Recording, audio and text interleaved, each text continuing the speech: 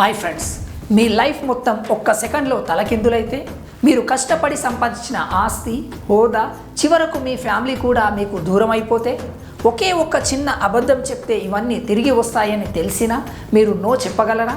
వినడానికి ఇంపాసిబుల్గా అనిపిస్తుంది కదా. కానీ వేల ఏళ్ల క్రితమే ఒక రాజు ఇది చేసి చూపించాడు. సత్యం కోసం తన లైఫ్నే రిస్క్లో పెట్టిన రియల్ లైఫ్ హీరో ఆయనే రాజా సత్య హరిశ్చంద్ర. ఈరోజు ఈ వీడియోలో ఆయన స్టోరీని తెలుసుకుందాం. అయోధ్య రాజ్యానికి హరిశ్చంద్రుడు ఒక పవర్ఫుల్ కింగ్. ప్రజలంటే ఆయనకు చాలా ఇష్టం. అయితే పైన ఇంద్రసభలో ఒక పెద్ద డిబేట్ జరిగింది. ఈ ప్రపంచంలో అసలు అబద్ధం ఆడని మనిషి ఎవరైనా ఉన్నారా అని. హరిశ్చంద్రుడి గురువు వశిష్ఠుడు మావాడు ఉన్నాడు అని గర్వంగా చెప్తాడు. కానీ విశ్వామిత్ర మహర్షికి అది నచ్చలేదు. చూద్దాం, ఎంతటి వాడైనా సరే సిచ్యువేషన్ డిమాండ్ చేస్తే అబద్ధం చెప్పి తీరుతాడు అని ఒక ఛాలెంజ్ చేస్తాడు. విశ్వామిత్రుడు తన పవర్స్తో హరిశ్చంద్రుడిని ఇబ్బందుల్లోకి నెడతాడు. ఒక ప్లాన్ ప్రకారం హరిశ్చంద్రుడి దగ్గర ఉన్న రాజ్యాన్ని, ఆస్తిపాస్తులని దానంగా అడుగుతాడు. మీరు మీ మాట నిలబెట్టుకోవాలి హరిశ్చంద్ర. నాకు మీ రాజ్యాన్ని మరియు మీ సంపదనంతటినీ ఇవ్వండి. హరిశ్చంద్రుడు మాట తప్పకుండా అన్నీ ఇచ్చేస్తాడు. అక్కడితో అయిపోలేదు. విశ్వామిత్రుడు ట్యాక్స్ కింద భారీ అమౌంట్ని అడుగుతాడు. చేతిలో చిల్లి గవ్వలేదు.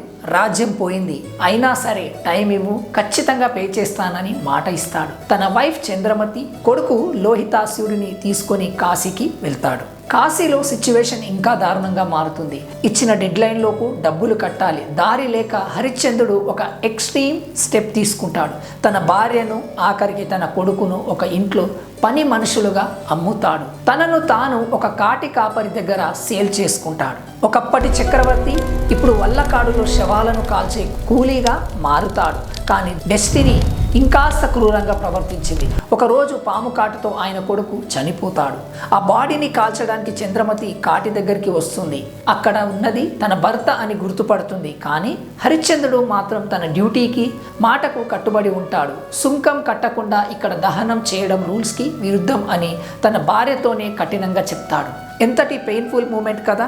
చంద్రమతి తన మెడలోని తాళిని తీసి ఇవ్వబోతుంది. ఆ మూమెంట్లో ఇక దేవుళ్ళే షాక్ అయ్యారు. హరిశ్చంద్రుడు నిబద్ధత చూసి ఆకాశం నుంచి దేవతలు దిగి వస్తారు.